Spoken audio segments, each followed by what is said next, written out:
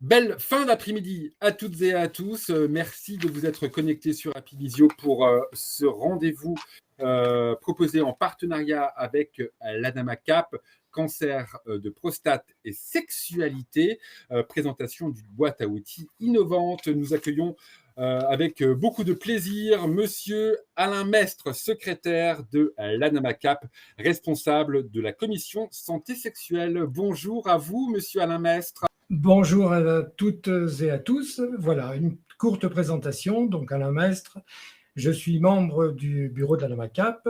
Je laisserai tout à l'heure se présenter Pierre Bondil, Catherine Solano et Jean-Luc Roux au moment de prendre la parole. Au sein de l'ADAMA-CAP, donc je rappelle qui est l'Association nationale des malades du cancer de la prostate, je m'occupe en particulier de la coordination du groupe qui s'intéresse à la santé sexuelle.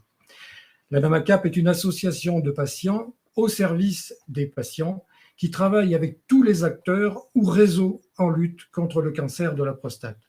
Nous parlons prévention, dépistage, information patient, soutien aux personnes.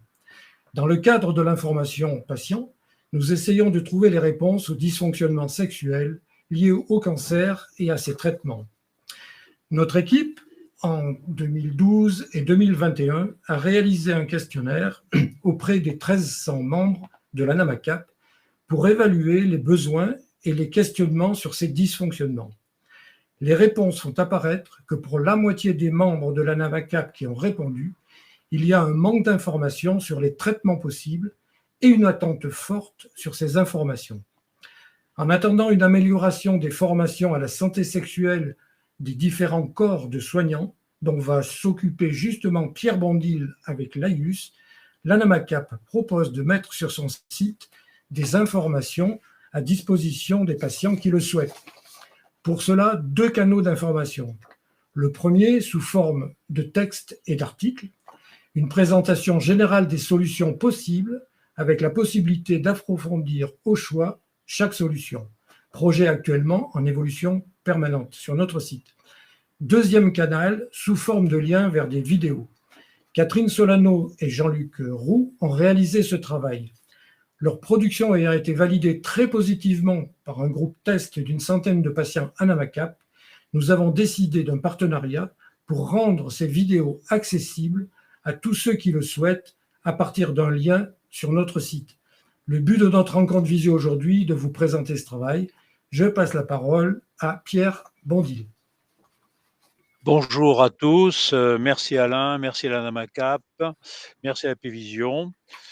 Donc on va s'occuper maintenant de cancer, prostate, sexualité, bien sûr, mais pourquoi il faut en parler? Alors je suis bien sûr membre du comité scientifique de l'ADAMA-CAP, coordinateur du groupe d'experts de travail de l'AFSOS, qui est l'association de support, et président de l'AIUS, qui est l'association des sexologues français.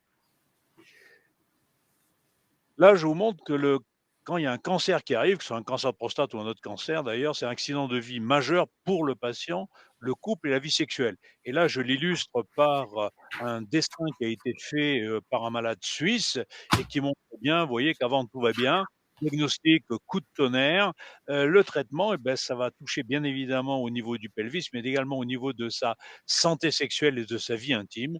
Et après, on ne sait pas comment ça va se passer au niveau de la vie de couple et de la vie intime. Vous voyez, ça illustre parfaitement la problématique. Deuxièmement, dans la vraie vie, en fait, c'est pas un dialogue de sourds, mais c'est plutôt un dialogue de muets.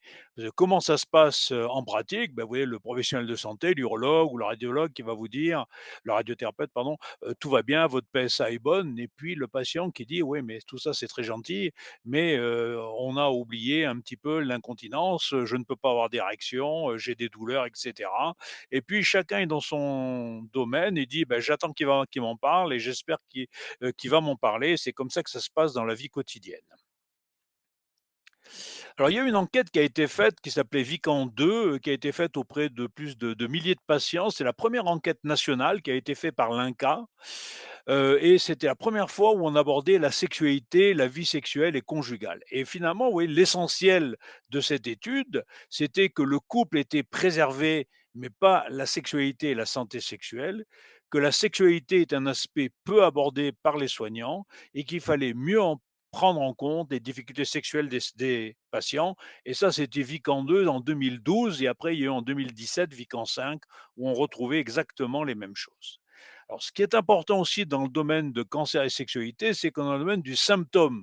Quand vous avez des problèmes d'érection, des problèmes de désir, ça ne se voit pas, d'accord? C'est invisible. Et en plus, comme c'est un sujet tabou, un peu honteux, c'est très souvent masqué, donc on n'en parle pas. Donc c'est vraiment un diagnostic d'interrogatoire. Et là, on vient de le voir, toutes les enquêtes montrent que les patients et les partenaires attendent que ce soit le professionnel de santé qui l'aborde en premier. Et ça, c'est le grand message qu'on passe, nous, au niveau des professionnels de santé. Donc, il faut être proactif pour dépister et traiter tôt, sinon on a un risque de chronicisation.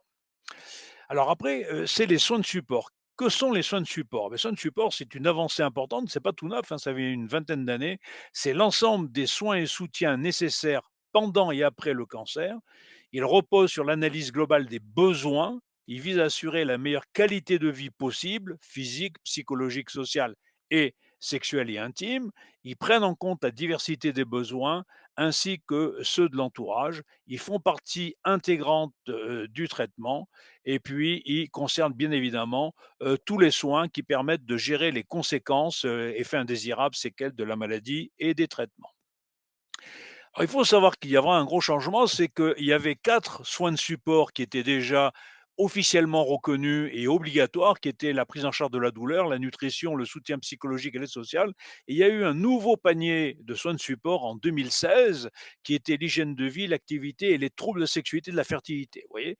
Et ça, c'est un traitement obligatoire, du cancer en 2022. Donc ouais, c'est un changement complètement, fondamental. Et que nous disent ce qu'on appelle la médecine fondée sur les preuves, hein, c'est que là, c'est un référentiel qu'on a fait d'ailleurs en partenariat avec l'AFSOS, puisque Alain Mestre était un de nos experts. Il est recommandé d'intégrer la préservation de la santé sexuelle et de la vie intime tout au long des parcours de soins et de l'après-cancer, au titre des soins de support, compte tenu des impacts négatifs du cancer et des traitements, et l'importance de la vie intime pour une majorité de patients et de couples. Et ce référentiel est tout à fait accessible, hein. Vous allez sur ce site-là, c'est gratuit et vous pouvez l'avoir sur ecancer.fr, les référentiels.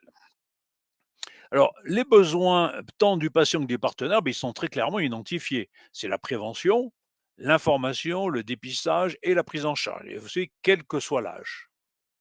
L'information, c'est très simple. C'est le droit des patients, ça s'appelle la loi Kouchner, on vient de fêter les 40 ans tout récemment. C'est l'obligation des soignants d'informer et de s'informer, hein, ça fait partie du code de déontologie et ça fait partie intégrante du soin. Je vous rappelle que le patient, en fait, c'est une personne et pas un cancer, donc il faut lui demander quelles sont ses priorités, notamment au niveau du bien-être, la qualité de vie, au niveau de la vie intime et de la vie sexuelle, bien évidemment. Alors, on vous a déjà parlé, Alain, de l'enquête qui avait été faite en 2021, mais quand on avait les paramètres de choix du traitement sur cette enquête qui a été faite il y a un an, bon, bien évidemment, les facteurs déterminants, c'était la guérison, la durée de vie, mais vous voyez que la vie intime, la vie de couple et la qualité de vie sont des facteurs très importants, donc des choses qui sont également déterminantes, qui avaient un accompagnement qui était amélioré, puisque, comme cela a été dit par Alain, un patient sur deux, finalement, a pu poser les questions qui lui tenaient à cœur au niveau de la sexualité à son entourage soignant. Et un sur deux trouvait que les réponses étaient insatisfaisantes ou moyennement satisfaisantes. Et oui, quand on a comparé par rapport à ce qui avait été fait en 2013, donc il y a déjà 9 ans, ben, vous voyez, on était déjà à un sur deux qui trouvait que l'information n'était pas terrible. Donc, vous voyez, en 9 ans, il n'y a pas eu beaucoup de progrès, quoi qu'il y ait des progrès récemment. Alors, quand même, avec quel support d'information vous souhaitez? Voilà, une large majorité trouvait utile ou très utile d'avoir un outil pratique d'aide au choix des traitements. Donc, vous avez bien compris pourquoi on parlait de l'outil Doctical. Et quand on leur demandait un petit peu quelles sont parmi les options de support d'information, ben, vous voyez que Doctical répond au site internet, répond à la vidéo, à la visioconférence et à l'application numérique. Donc, vous voyez, on a prolongé tout à fait dans cette vision. Voilà, et là, je redonne la parole à Jean-Luc et Catherine. Allez-y, docteur Solano et monsieur Roux, c'est à vous. Donc alors, moi, je vais vous présenter l'outil Doctical et je commence déjà par remercier Monsieur Mestre donc de l'ANAMACAP, Pierre Bondil et Laetitia, bien sûr, qui nous ont énormément soutenus dans ce projet.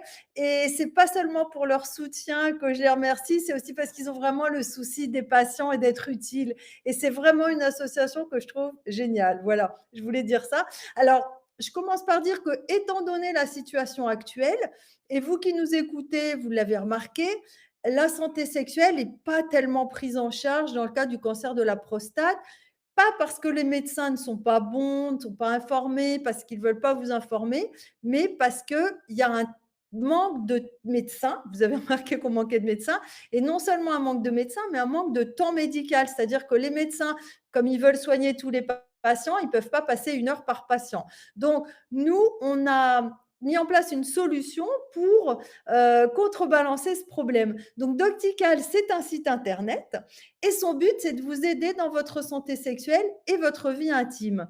Et nous avons beaucoup d'hommes qui nous témoignent en disant ma consultation avec le médecin, elle dure 15 minutes, il n'a pas le temps de tout m'expliquer et moi, je n'ai pas le temps de lui poser mes questions ou je n'ose pas parce que je vois qu'il est très pressé, j'arrive plus à trouver mes questions, à m'en souvenir et même si je m'en souviens, je sens qu'il n'a pas le temps. Donc, c'est pour ça qu'on a créé Doctical.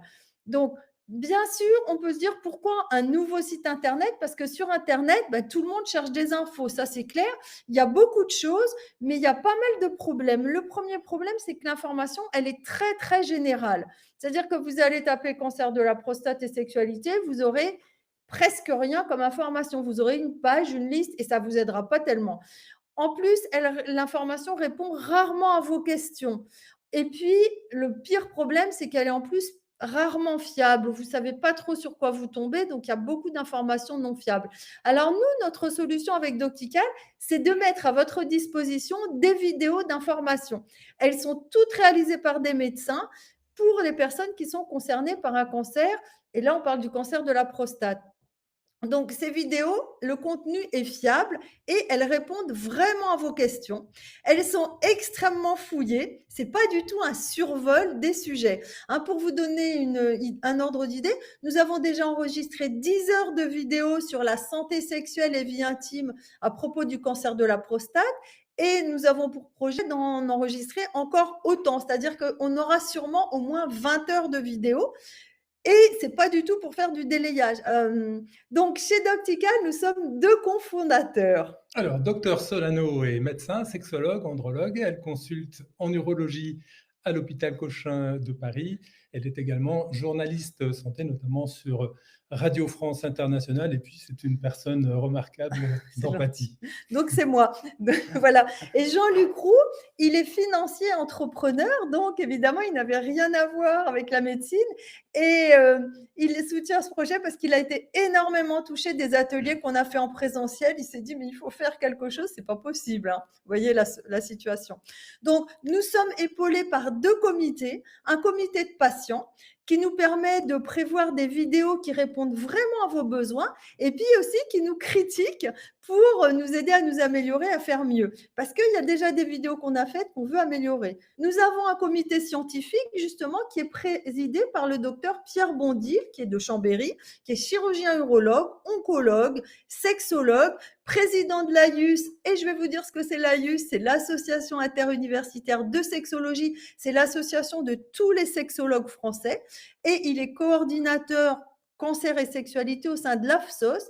Et l'AFSOS, je vous dis aussi ce que c'est l'association francophone pour les soins oncologiques de support, c'est-à-dire qu'il est vraiment impliqué dans tout ce qui n'est pas traitement précis des cellules cancéreuses, mais tous les soins de soutien autour du cancer, parce qu'on en a vraiment besoin.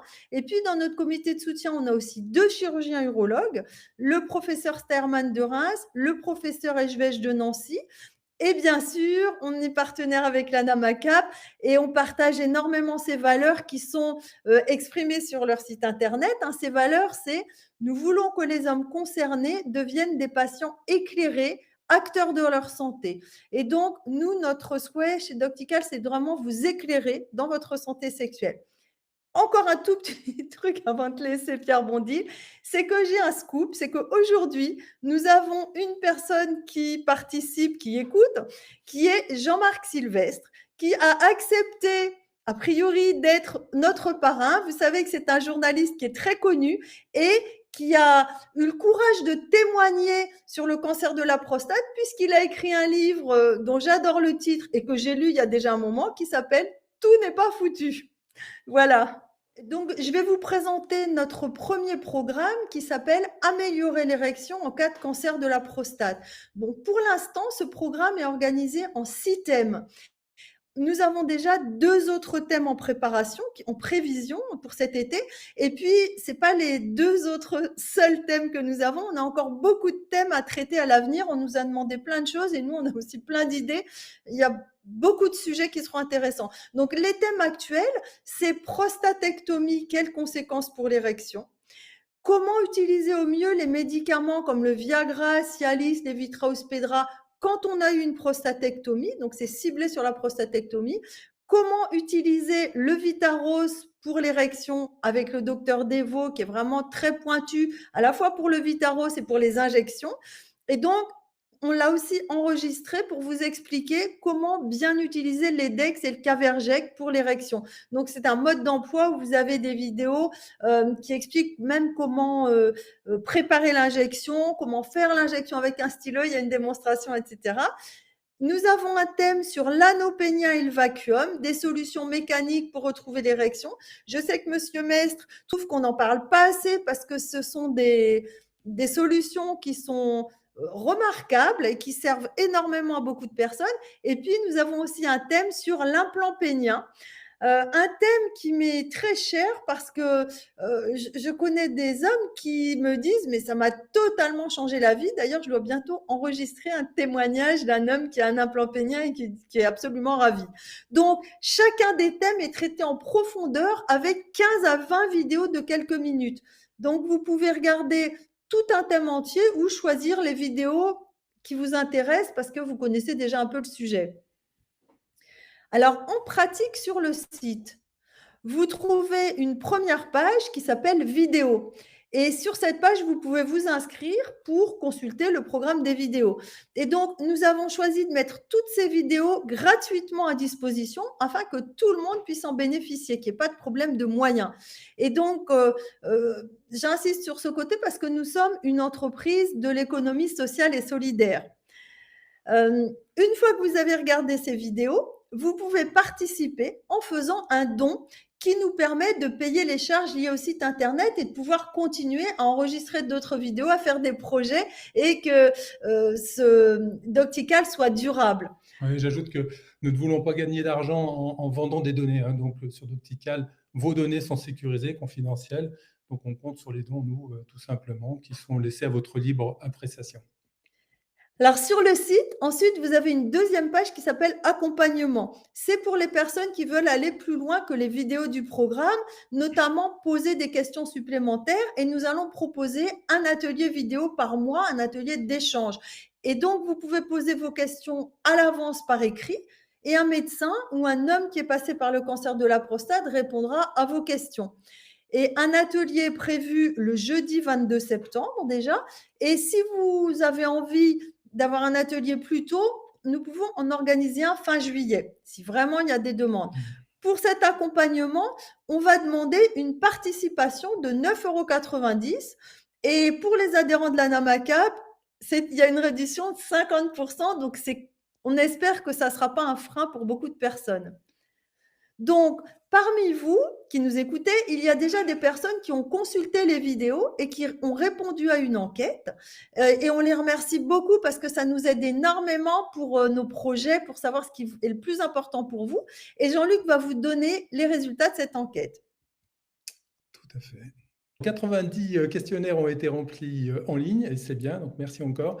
Vous voyez les profils affichés à l'écran.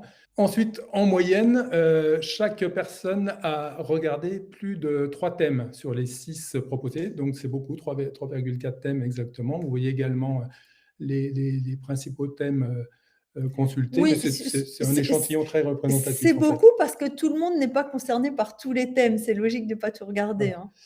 Et donc, le questionnaire prévoyait une évaluation de chacun des thèmes. On voit que les notes sont très homogènes, c'est affiché.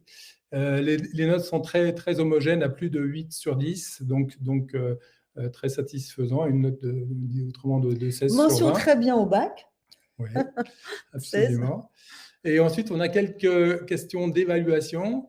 Là aussi, je vais assez vite, donc si vous avez des questions, vous pouvez compléter sur le chat éventuellement. En termes d'évaluation, une première question était: avez-vous trouvé l'info que vous cherchiez? Vous avez répondu à 92% oui, donc ça, c'est chouette pour nous.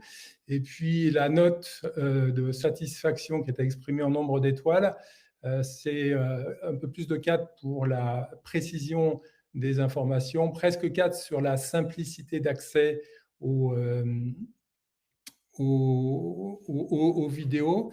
Et sur ce point, en l'occurrence, on a profité de beaucoup de vos commentaires pour améliorer tout ce qu'on pouvait sur l'accès aux vidéos.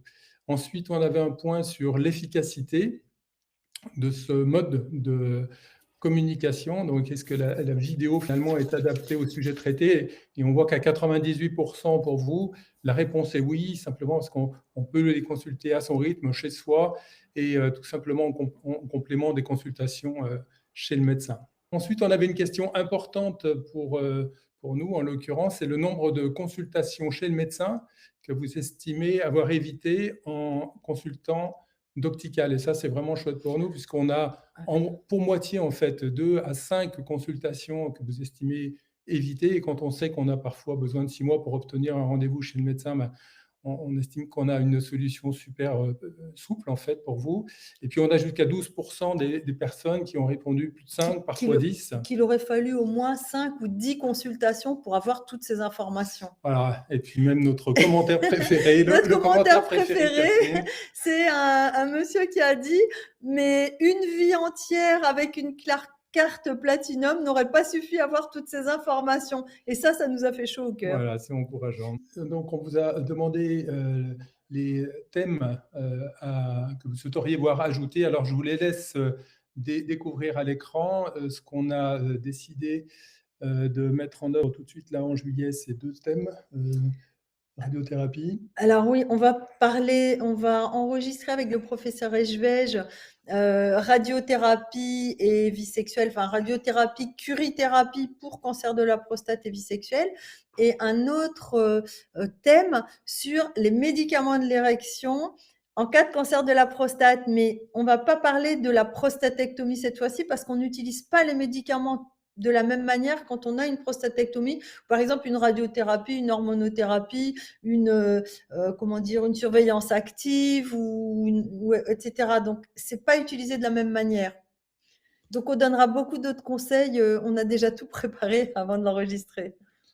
Voilà, et sur ce point apparaissent en fait des questions multiples, des souhaits très, très divers, qui nous amènent du coup à la proposition d'accompagnement dont a déjà parlé Dr Solano. À cette proposition d'accompagnement, vous êtes 60% à le souhaiter. Donc, il y a quand même 40% des personnes qui pensent avoir déjà trouvé suffisamment d'informations avec les vidéos. En revanche, pour les 60% restants, donc vous êtes prêts à approfondir, à personnaliser l'expérience, et pour 60%, prêts également à participer financièrement, c'est-à-dire à ajouter une participation financière pour cela. Pour nous aider à continuer. Voilà. Et les principales motivations apparaissent à l'écran. C'est évidemment ne pas être seul, partager des retours d'expérience. Vous êtes très nombreux à souhaiter également témoigner, apprendre. Et en l'occurrence, on lance un petit appel ici, c'est qu'à l'avenir, on a beaucoup de patients qui regardent, qui se proposent de témoigner. Et évidemment, c'est très, très utile pour nous et pour la communauté, entre guillemets. Donc s'il y a des vocations qui nous écoutent, soit en podcast, uniquement en voix, soit en vidéo, on est super intéressés.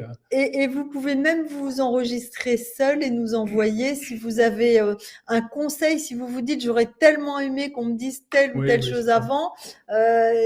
très passionnant pour moi. J'apprends tout le temps plein de choses. Mes patients me disent, moi, ce qui m'a aidé, c'est telle et telle chose. Enfin bon, j'aurais plein d'exemples à vous donner. Alors, on va passer justement Alors maintenant, à des exemples. on va vous passer quelques extraits vidéo du programme, en fait. Donc, je ne sais pas combien on en passe. La première, c'était « Pourquoi l'érection s'arrête-t-elle de fonctionner après prostatectomie ?» Et donc, dans cette vidéo, je suis interviewée par Jean-Luc Roux pour répondre à cette question. Ça dure juste un peu plus d'une minute, hein. Non, 2 minutes.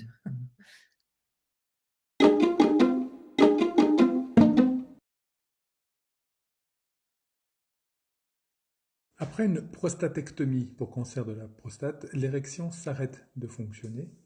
Pourquoi ? Ce qu'il faut savoir, c'est que le cancer de la prostate par lui-même n'entraîne pas ou très peu de dysfonctionnement de l'érection. En fait, ce sont les traitements, et en particulier celui dont on parle aujourd'hui, la prostatectomie, qui peut avoir cet effet d'arrêter l'érection. Alors, je vais vous dire aussi que, bien sûr, le côté psychologique peut jouer aussi. Parce que quand on vous annonce que vous avez un cancer, il y a forcément une inquiétude, un stress, et ça peut avoir des conséquences sur la sexualité. Mais aujourd'hui, on ne va pas du tout parler de ça. On va parler de l'aspect vraiment physique. Alors, ces dysfonctionnements de l'érection, pourquoi est-ce qu'une prostatectomie radicale peut les entraîner ? La raison principale, c'est que la prostatectomie, elle atteint les nerfs érectiles. En effet, tous les hommes ont 2 zones de nerfs érectiles qui sont collées à la prostate, et donc quand un traitement touche la prostate, eh bien, il peut également toucher les nerfs érectiles, et d'ailleurs, on va vous montrer une image pour vous expliquer ça plus clairement. Alors ici, vous voyez une image en coupe. Vous avez évidemment les fesses à l'arrière, le pénis à l'avant, et en jaune, vous voyez les nerfs. Les nerfs qui sortent de la colonne vertébrale, de la moelle épinière, et vous voyez en jaune qui viennent devant la prostate. La prostate, c'est cette zone un peu beige-grise qui est située sous la vessie, qui est une zone plus rouge et beaucoup plus grosse. Eh bien, vous voyez que les nerfs passe par la prostate et continue vers le pénis. Donc, on peut comprendre qu'il y a des difficultés si les nerfs sont touchés pendant une opération de la prostate. On va vous montrer une deuxième image. Alors, évidemment, ça n'est pas une image de prostate, c'est une image d'un arbre qui est entouré de lierre. Eh bien, je vais vous faire une comparaison. Les nerfs érectiles ressemblent aux lierres sur un arbre. Donc, les nerfs érectiles sont collés sur la prostate comme le lierre est collé à un arbre. On comprend très bien en voyant cette image que si on le veut enlever le tronc d'arbre sans toucher au lierre, eh bien c'est très difficile. Forcément, on va devoir arracher, étirer le lierre. C'est exactement ce qui se passe pour les nerfs érectiles. Le chirurgien ne peut pas enlever la prostate sans toucher du tout aux nerfs érectiles. Donc forcément, il y aura une atteinte de l'érection. Alors, on va vous montrer une deuxième vidéo qui traite de l'implant pénien. Donc, c'est le professeur Sterman, qui est urologue à Reims, qui a interviewé sur ce sujet. À quel moment est-ce qu'on décide de mettre en place un implant pénien chez un homme qui a eu une prostatectomie radicale ?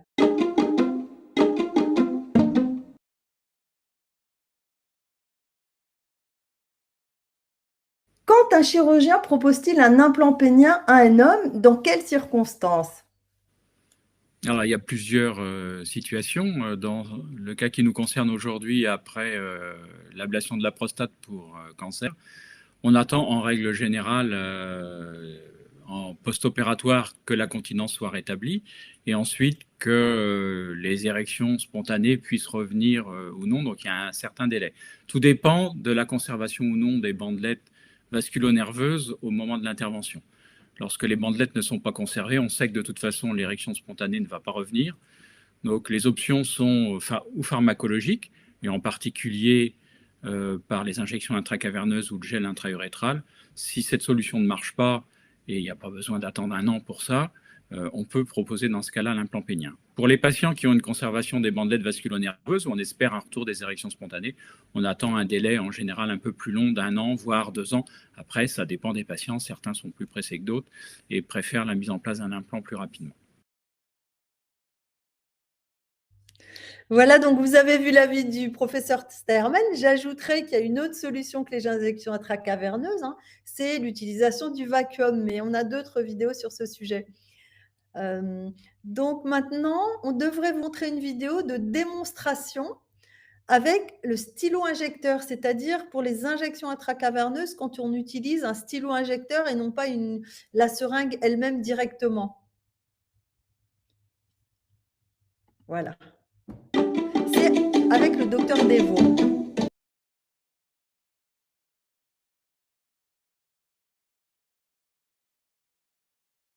Et donc, on va passer une petite vidéo d'un homme qui se fait une injection intracaverneuse avec un stylo-injecteur. Tu expliqueras un peu pour montrer où on pique exactement et tu peux expliquer où on pique, comment, qu'il faut un peu tirer sur le pénis avant pour, c'est mieux pour, ou le secouer pour vraiment qu'il soit pas rétracté tout simplement au moment où on pique, etc.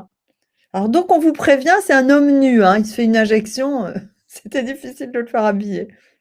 Donc là, il cherche où il n'y a pas de veine. Exactement. Donc, en fait, je rappelle que les injections se font sur le côté du pénis. Bien entendu, on ne pique pas dans le gland parce que ce serait sensible et en plus, ça ne marcherait pas. Et on ne pique pas dessus parce qu'il y a des veines et des artères qui passent. Et ni en dessous parce que là, il y a le canal de l'urètre qui passe. Donc, en fait, quand on pique, c'est toujours sur les côtés. Voilà. Et là, il cherche un peu l'endroit. Avec le doigt, on peut repérer les veines qu'il y a sous la peau. Parce qu'avec un peu d'expérience, on apprend très vite. Et puis là, vous voyez, en fait, l'injecteur, il va poser l'injecteur. Alors, on va reparler de l'injecteur. C'est un dispositif très pratique que je prescris souvent aux patients. Donc là, on a entendu le petit clac. Alors, l'injection avec l'injecteur se fait, allez, on va dire, à peu près en 20 secondes.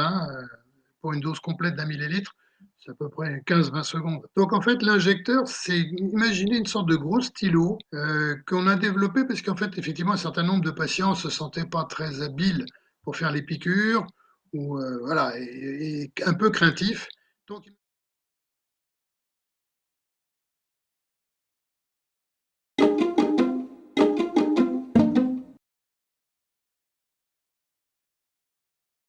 Et là, est-ce que vous pouvez dire au bout de combien de temps vous avez arrêté les DEX?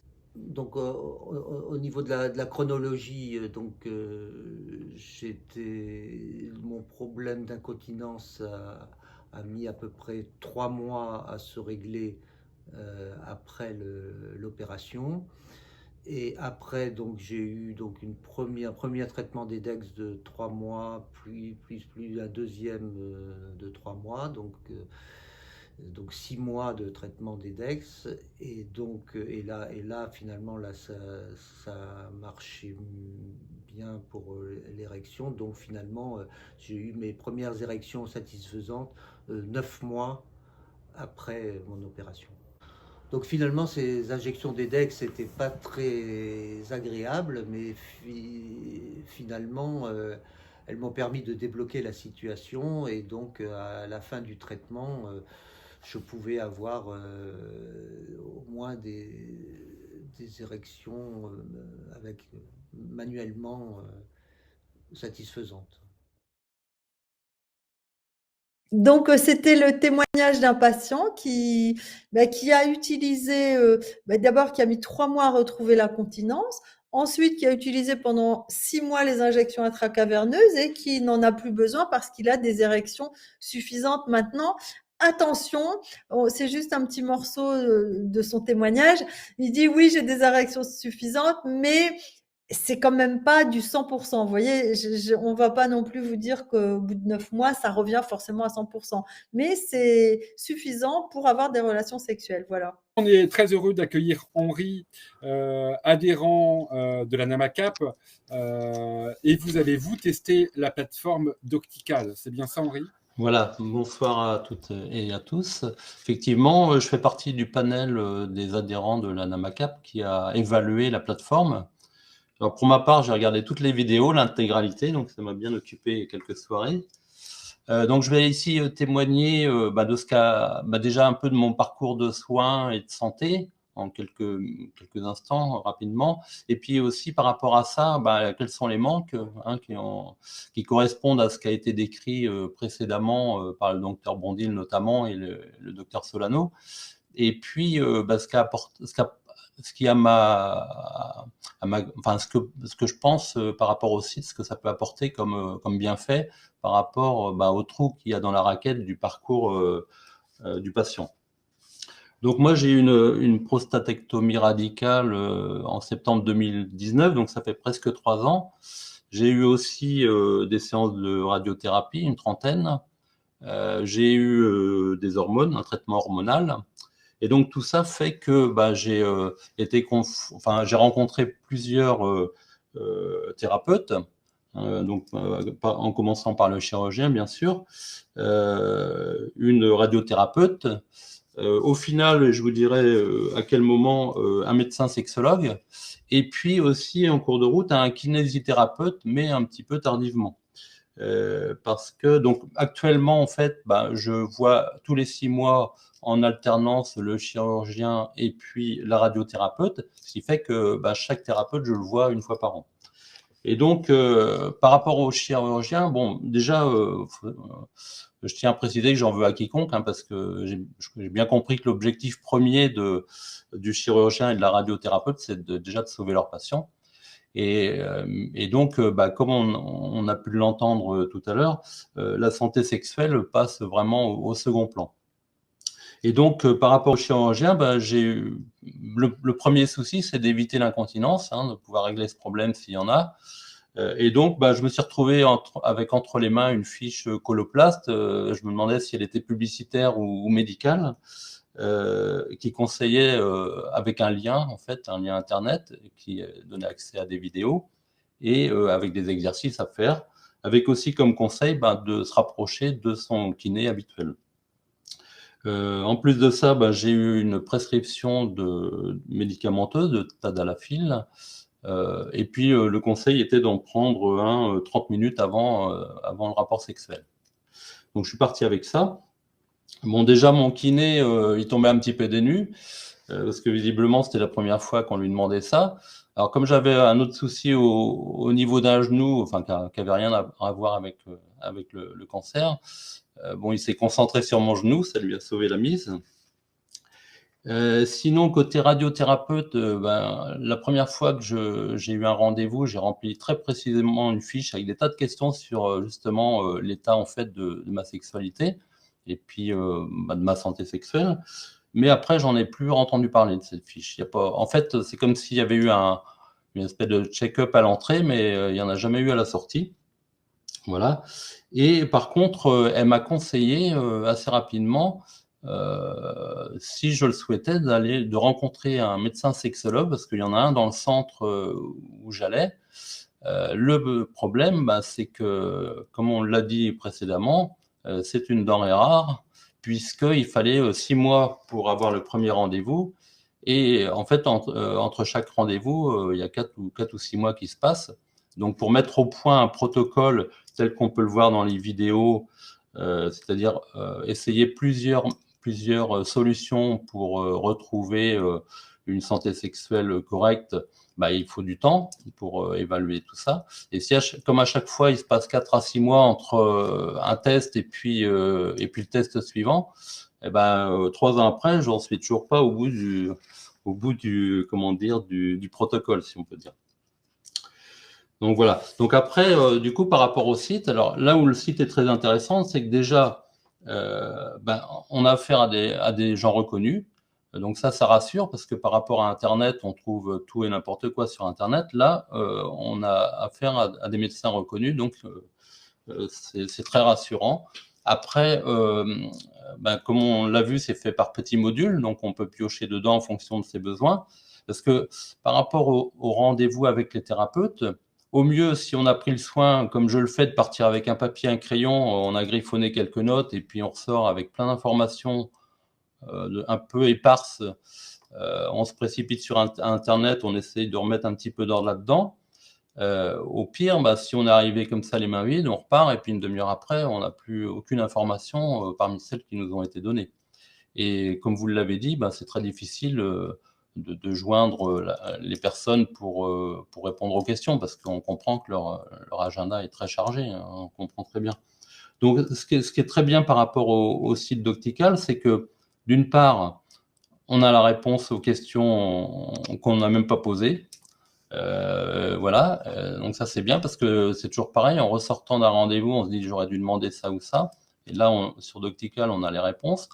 On a une remise en perspective de toutes les informations qu'on a pu recevoir de manière éparse, et notamment pour les protocoles qui permettent de tester quelle solution est adaptée à chacun. Et bien là, on a une vision globale de tous ces protocoles et on peut voir quelle est leur progressivité au niveau entre les médicaments, les injections, les gels, les moyens techniques comme un vacuum, etc. Donc tout ça est remis en perspective, et ce qui fait que on a une information, je dirais, complète. Et quand on a un rendez-vous avec son médecin, déjà on arrive en connaissant beaucoup de choses et en ayant préparé les questions pour en fait personnaliser le rendez-vous. Parce que évidemment, ce qui manque, mais c'est impossible à faire, enfin si, vous pourrez le faire peut-être par la partie un peu privative que vous allez mettre en place, mais là ce sont les informations générales. Après, effectivement, il y a les cas particuliers. Et donc, fort de ces informations générales, quand on arrive chez son médecin, après, il peut aller au cœur du sujet. Et dans les 15 minutes qu'on a devant soi, c'est à peu près la durée des rendez-vous, eh bien, on peut en profiter pleinement. Donc, voilà. Voilà, je regarde si j'ai rien oublié. Non, voilà. Donc, c'était mon témoignage. Merci beaucoup pour ce témoignage. J'invite l'ensemble des participants à allumer leur caméra et leur micro. Le docteur Pierre Bondil vient de réapparaître sur vos écrans. Nous retrouvons également le docteur Catherine Solano, médecin sexologue, accompagné de monsieur Jean-Luc Roux, cofondateur de Doctical. Si monsieur Mestre peut également nous rejoindre pour cette petite séance de questions-réponses avant de passer à la conclusion. Alors, on a eu de nombreuses questions dans le chat. Les participants vous interpellent sur plusieurs thèmes. Je m'excuse d'avance, peut-être que je vais mal prononcer les choses, mais vous comprendrez. Première question pour vous. Y a-t-il des spécificités dans le cas de la curéthérapie? Je vais répondre. Non, les différents traitements, que ce soit la chirurgie, la radiothérapie ou la curéthérapie, le vacuum ou l'IFU, sont des traitements qui ont tous une iatrogénie, donc entraîner des conséquences. La particularité, c'est quand la chirurgie, c'est brutal. Voilà. La radiothérapie ou la curéthérapie ou l'IFU, c'est beaucoup plus progressif. Voilà, c'est vraiment la différence principale, mais chaque traitement a sa nocivité en fonction de la topographie du cancer, de l'importance du traitement. Si on rajoute une hormonothérapie, voilà. Donc c'est vraiment un traitement qui est personnalisé tant pour le cancer, mais également qui doit être personnalisé également pour la prise en charge sur la vie intime et la santé sexuelle. J'ajouterais que, en fait, nous, on a beaucoup parlé de prostatectomie radicale aujourd'hui parce que, en fait, c'est vrai que, comme tu dis, Pierre, c'est tellement brutal que les hommes passent d'une vie sexuelle qui fonctionne bien à rien du tout pendant au moins plusieurs mois. Alors qu'avec la radiothérapie, c'est progressif. Donc, c'est comme l'histoire de la grenouille dans l'eau. C'est progressif, donc on s'en rend moins compte. Mais c'est tout aussi gênant. Ça peut être tout aussi gênant sur la durée. Ouais. Et qu'on peut prévenir. Plus, on peut davantage prévenir avec la radiothérapie, la curéthérapie. Ouais. Les vacuums vendus en sex shop ou Internet sont-ils dangereux? Alors, moi, je peux répondre. Presque tous les vacuums, même ceux qui sont bien, sont vendus sur Internet. Ce qu'on sait, c'est qu'un vacuum qui coûte moins de 100 ou 150 €, c'est même pas la peine de l'acheter. Il vaut mieux mettre l'argent dans votre tirelire ou à la banque, quoi. Parce qu'il y a énormément d'hommes qui disent que ça ne fonctionne pas parce qu'ils achètent des vacuums bas de gamme. Et moi, c'est un traitement que j'aime beaucoup parce que je ne suis pas très chimique quand on peut l'éviter. Et puis parce que en fait, bien que ça soit cher, les vacuums de qualité, souvent c'est 300, 350 €, des prix comme ça. C'est cher, mais ça coûte moins cher que les médicaments au total, parce que les médicaments, vous allez les prendre pendant plusieurs années. Le vacuum, vous l'achetez une fois, donc ça vaut vraiment le coup d'investir dans du matériel de qualité, je dirais. Et là, ça fonctionne très bien. Malheureusement, on n'a pas eu le temps de vous passer toutes les vidéos. Voulez-vous passer un témoignage d'un homme qui dit: ah non, mais moi, quand j'ai utilisé le vacuum la première fois en consultation, oh, je me suis dit, ouf, je peux encore avoir une érection comme ça. Et il dit, l'érection, c'est 10 sur 10 avec le vacuum. Et il a une prostatectomie radicale. Bon, il y a des inconvénients aussi. Hein, Alors, mais... en complément de ce que dit Catherine, le vacuum a un rôle aussi d'éducation, comme de rééducation de la capacité érectile, hein, un petit peu comme les injections intracaverneuses. Deuxièmement, il y a quelques fabricants de vacuum qui font des systèmes de location, c'est-à-dire qu'on va tester pour voir si les gens sont contents. Le vacuum, il ne faut pas avoir des idées reçues. Moi, au début, je trouvais que c'était pas terrible, mais en fait, il y a des patients qui en sont très contents et d'autres qui disent non, moi, ça ne me va pas du tout. Mais il ne faut pas oublier ce rôle d'éducation puisque ça va éviter la fibrose et la contraction des tissus érectiles. Autre question, l'incidence négative provoquée par une hormonothérapie de 6 mois est-elle réversible? Alors, la réponse, elle est oui, dans la majorité des cas. Parce que quand on fait, il y a deux types d'hormonothérapie. Une hormonothérapie qui va être très longue et on essaye à ce moment, au long cours, on essaye, si on peut, de faire des traitements intermittents, ce qui permet d'éviter tous les effets secondaires de l'hormonothérapie au niveau sexuel, mais également au niveau des bouffées de chaleur, de la fatigue, de la modification de la répartition des graisses, par exemple. Ou alors, vous avez des hormonothérapies qui sont courtes, de 6 mois à 3 mois, normalement, mais ce n'est pas dans tous les cas, on a une récupération qui peut être un peu longue du taux, où on revient à un taux normal de testostérone. N'oublions pas que les hommes qui ont un cancer de prostate ont en âge moyen 67-70 ans. Donc, c'est un âge où aussi la testostérone diminue physiologiquement. Pas pour tout le monde, mais en moyenne.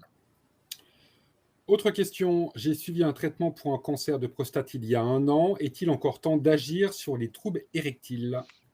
Oui.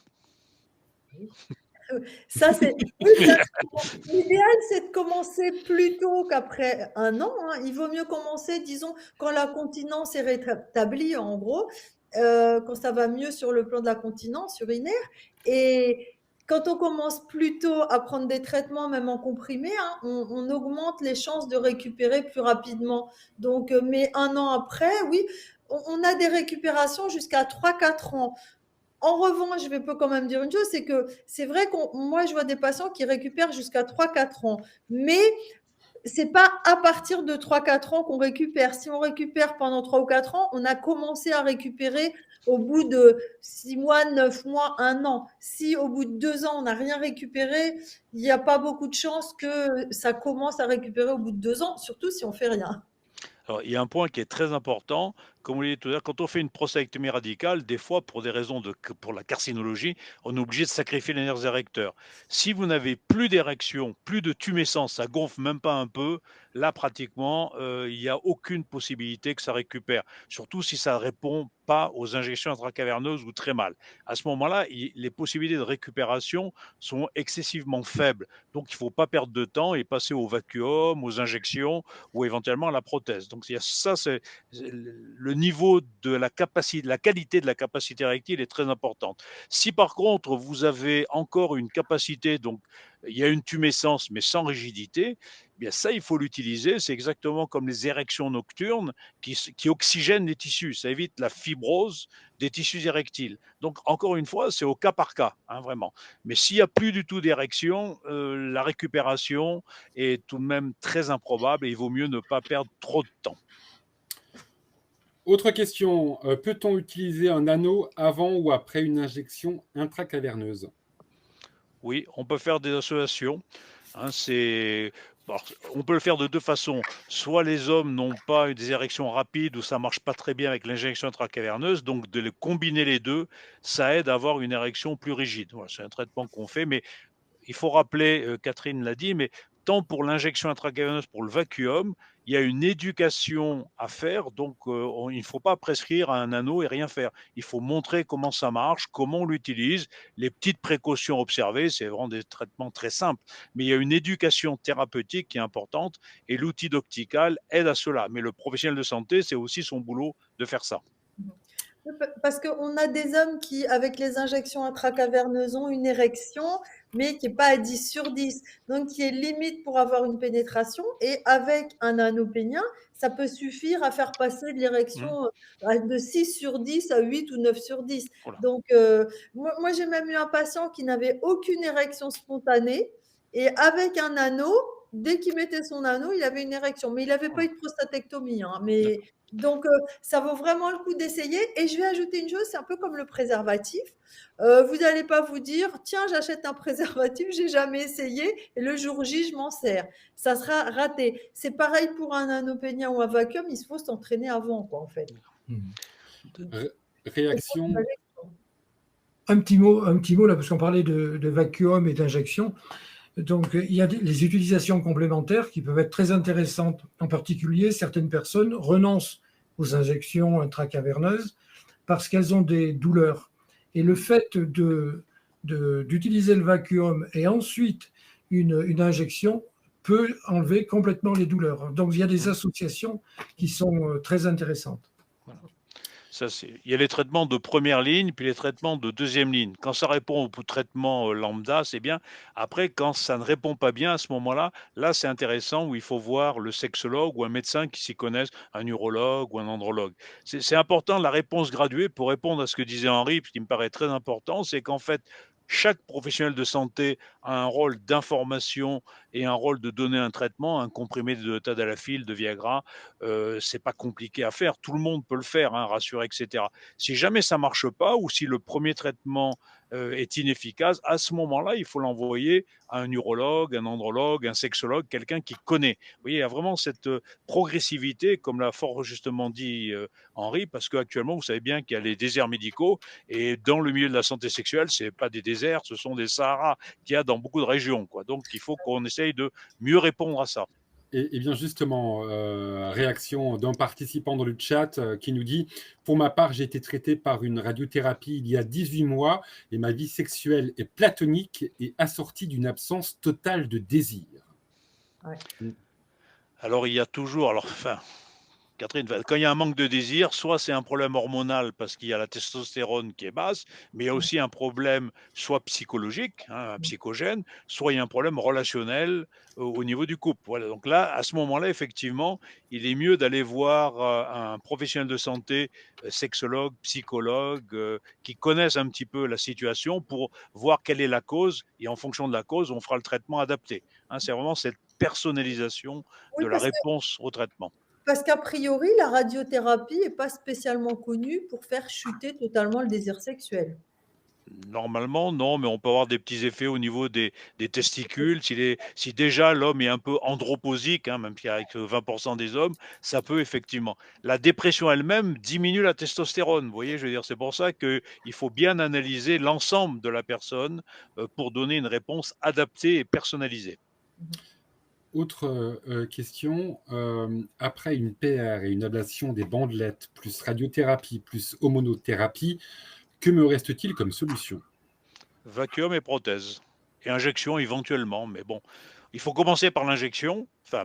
Il faut essayer les médicaments, quoi qu'il y ait par le Viagra, etc. Si ça marche pas, on va essayer l'injection. Mais un patient qui a eu tout ça, en général, c'est ce que disait Alain Mestre, on va lui faire des associations. On va lui faire associer l'injection intracaverneuse avec le vacuum ou un anneau, ou éventuellement même un traitement hormonal. Et si ça ne marche pas, on a toujours la prothèse pénienne. Donc, on a toujours une solution. L'implant pénien, c'est une solution qui donne une très grande satisfaction aux hommes qui en ont. Beaucoup d'hommes hésitent à franchir le pas. Je ne dis pas ça pour vous encourager à le faire, mais à partir du moment où on se dit aucune solution ne marche, je peux vous dire que c'est assez réjouissant de se dire ouf, ça marche, et en plus les hommes sont ravis parce qu'ils disent je n'ai plus peur de ne pas avoir d'érection parce que c'est mécanique, ça marche à tous les coups. Une fois que l'implant fonctionne. Alors, pour la prothèse pénienne, c'est vrai, c'est un très bon traitement, mais il faut que le patient, d'abord, il faut que le professionnel ait l'habitude de le faire. Donc, mais ça, vous voyez avec l'affût, il y a des gens qui sont référencés et qui sont labellisés entre guillemets pour faire ce type de chirurgie. Et deuxièmement, le patient, que ce soit pour cancer ou pas pour cancer, il doit comprendre que la prothèse, ça sert uniquement à donner de la rigidité au corps caverneux. Donc, il ne va pas retrouver sa sexualité de 20 ans, hein. Il faut bien comprendre que ça sert à donner une rigidité pour la pénétration. Point final. Dernière question avant de passer à la conclusion avec vous, docteur Bondil, et avec vous, monsieur Alain Mestre. Existe-t-il un stylo injecteur pour l'EDEX? Oui, bien sûr, oui, oui. Pour Eh les oui, DEX et pour l'autre. Et prise en charge par la Sécu, si je dis pas de oui. bêtises. Remboursé. Et le stylo-injecteur, ça permet donc de ne pas avoir besoin d'appuyer sur le piston, ça se fait de manière automatique, parce que c'est difficile de se piquer soi-même, enfin, c'est pas évident. Donc, ça facilite pas mal l'injection, mais c'est le même résultat en fait, Ouais. mais ça facilite le geste. Disons. Voilà. Et ça facilite pour les gens qui ont peur, qui ont la peur des piqûres, la phobie des piqûres. Deuxièmement, les gens qui ont des problèmes qui sont soit paralysés, soit qui sont parkinsoniens, soit qui ont un gros ventre et puis ils voient pas bien leur. Voilà. Donc c'est très utile, comme pour les diabétiques. Merci beaucoup. Docteur Bondil, vous restez avec Oui, nous pour la conclusion. très Monsieur bien. Mestre, on se retrouve également dans quelques secondes pour le mot de la fin. À tout de suite. Alors, vous avez bien compris donc les problèmes qu'il y a, les besoins qu'il y a et vous avez bien vu que l'outil Doctical, il aide à répondre aux besoins des patients et bien sûr des partenaires sur la dimension de la sexualité, c'est aussi le couple, hein. Donc ça permet d'en parler, ça permet de pouvoir s'exprimer sur les craintes, les peurs, les problèmes affectifs, être informé, d'accord? Être rassuré et accompagné et ça on insiste beaucoup notamment au niveau de l'AFSOS, de l'AIUS et ça vous en tant qu'association de patients, vous le savez bien, c'est de le prendre soin, ce qu'on appelle le care, et puis, si indiqué et si nécessaire, de faire un traitement qui soit un traitement préventif et curatif. Donc, le grand message que je vous ai dit, c'est que, un, il y a un traitement pour une majorité de dysfonctions sexuelles, d'accord. Deuxièmement, l'oncosexualité actuellement est un nouveau soin de support qui doit être intégré dans les parcours de soins, les parcours de vie et les parcours de réhabilitation, car c'est un traitement obligatoire du cancer et c'est un critère d'accréditation actuellement des centres qui traitent du cancer. Oui, c'est vraiment important. Alors, est-ce que c'est important finalement de s'occuper de la sexualité? Alors, oui, c'est important maintenant. Alors, je fais toujours une comparaison entre l'activité intime adaptée et l'activité physique adaptée. Vous savez qu'on parle beaucoup de l'activité physique adaptée qui maintenant non seulement améliore la qualité de vie, mais qui améliore également le traitement et le pronostic du cancer. Et ça, c'est démontré que ce soit au niveau du cancer du sein, du cancer de prostate, du cancer du côlon, de beaucoup de cancers et très probablement de s'occuper de la santé sexuelle. Ça va améliorer l'observance et l'adhésion au traitement.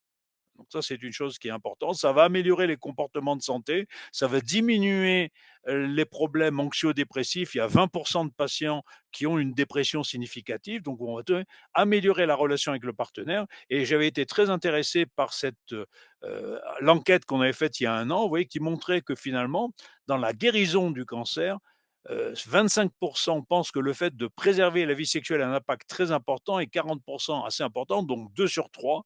Et plus l'adhérent est jeune, plus l'impact est estimé très assez important. Et actuellement, c'est ce qu'on appelle la stratégie de prévention secondaire, c'est lorsqu'on s'occupe de santé sexuelle et qu'on s'occupe de soins de support, quels qu'ils soient, non seulement on améliore le bien-être et la qualité de vie, mais on va aussi améliorer le traitement et le pronostic du cancer lui-même. Ce sont des généralités, mais actuellement, on a beaucoup d'arguments et de preuves pour cela. Et enfin, et ça a été montré par l'outil Doctical, vous savez qu'actuellement, il y a tout ce problème de lisibilité de l'offre de soins pour la santé sexuelle qui est insuffisante, hein, qui est à l'origine de beaucoup d'inégalités. Et le fait de pouvoir disposer d'outils comme Doctical, ça permet d'améliorer la connaissance des savoirs des patients, mais ça permet aussi d'économiser du temps du professionnel de santé pour qu'ils aillent se concentrer davantage sur les patients en deuxième et troisième ligne. Donc, oui, il y a toute une organisation qu'on est en train de faire. Et je rappelle que vous avez 3 portes d'entrée quand vous avez ces problèmes de santé sexuelle, hein.